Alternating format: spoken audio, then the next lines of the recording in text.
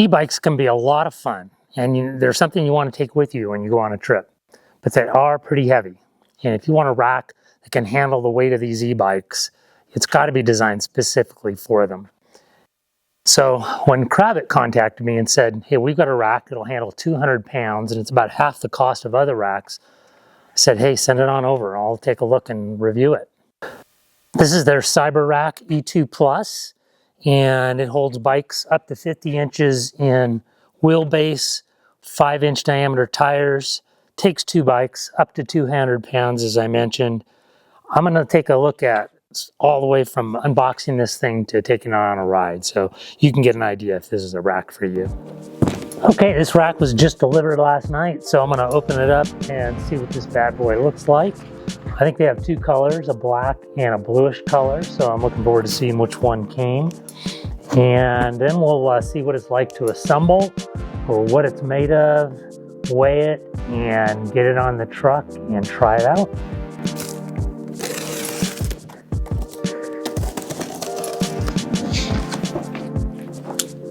Okay, we have black. That's nice. This here is the ramp.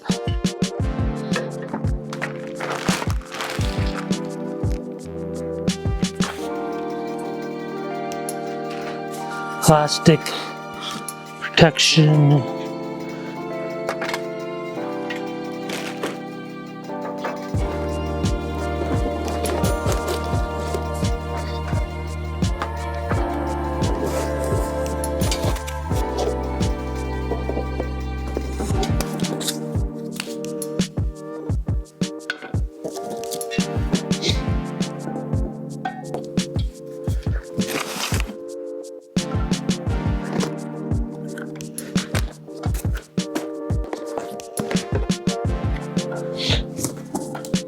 I think we're ready to put this together.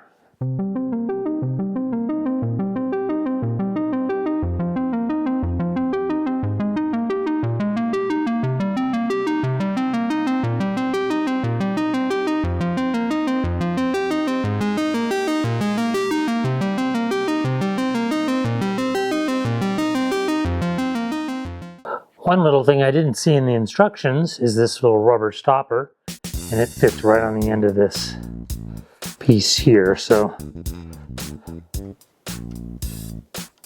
snaps right in there. So I think if that hits the ground, or if your palm is against it, gives you a little cushion.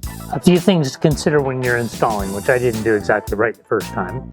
One is these units right here, which are made to slide back and forth to hold the back wheel, were originally in the center location during shipping, and I didn't move them, and they got stuck between these 2 bolts. So before you tighten these bolts or put these bolts in, make sure that this is outboard of the center where it can be moved around. Second, you may need to tighten this little cam, and that is shown in the instructions, just so that it will lock down securely when you're ready to adjust it to your bike. Third, these little clamps pivot, and you want to make sure you do it in a way that the tab is pointed out. Otherwise, if you do it the opposite way, it will not lock, and you don't want it to come undone. So let's take a step back and look at this rack. It's, first of all, advertised to weigh 66.8 pounds, I think. I weighed it, and the rack itself weighs less than 59 pounds. So they're probably including the ramp that comes with it in that weight, but you really don't need to put the ramp on the rack when you're moving it. They do that by making it out of both aluminum and steel. So the structural members of this rack are all steel, where the rails here that hold the bike are aluminum to keep the weight down. It mounts to any vehicle that's got a 2-inch receiver on it, and I've tried it on a sedan, on an adventure van, on this pickup truck, and it all fits well. The rack does fold up, and on each of those vehicles, it cleared the vehicle. So in case you don't have the bikes on the car, you want to fold it up to get it into a tight parking space, or perhaps your garage. That's a handy feature. The only kind of vehicle you may have trouble with is a big SUV. Now this is a pickup truck, so you can see you've got space here, but if it were an SUV and it came straight up here, the bars might hit. Now the receiver hitch on this is back in a ways. So I've measured it. Your receiver hitch is 5 inches out from the edge of the vehicle and it'll clear it. Otherwise, probably gonna have that problem with any rack. The rack not only folds up when you don't have the bikes on them, but there's a pin release here and a lever, and that's how you move the rack. It will fold down. That way you can get behind it and maybe get into a trunk. To put it back in place, you just pull up and it locks right into place like that. There are a lot of e-bikes that have much wider tires than this, and as I mentioned earlier, this rack will accommodate up to 5-inch wide tires. These straps are pretty long, so they'll go around them. These tires are only about 2.5, but it's held in there pretty securely with these straps. So even on the front side, you've got this little angled piece in here so the tire fits in there nice and snug. The mounting strategy they use on this rack is a 3-point system. So you've got ratchets that will hold down each the front and the rear tire on both bikes. And then you've got 2 of these center rack systems that will hold the top of the bike with a clamp that'll go around just about any part of the vertical part of the bike. The higher you can get that, the more stable it will be. It keeps the bikes from hitting one another or hitting the vehicle.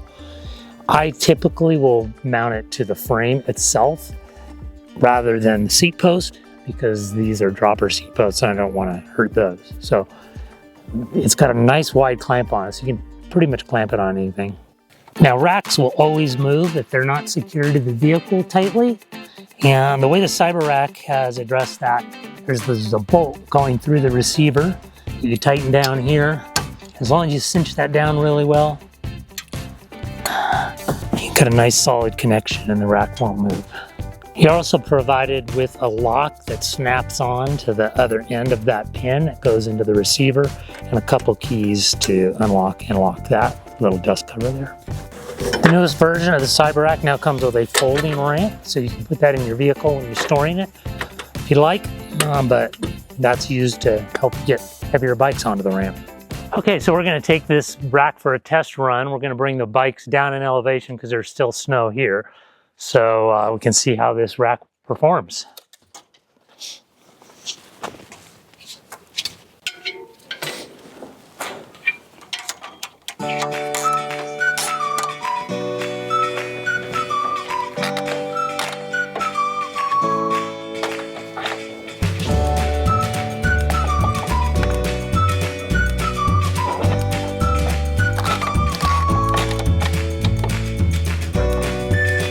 Okay, solid.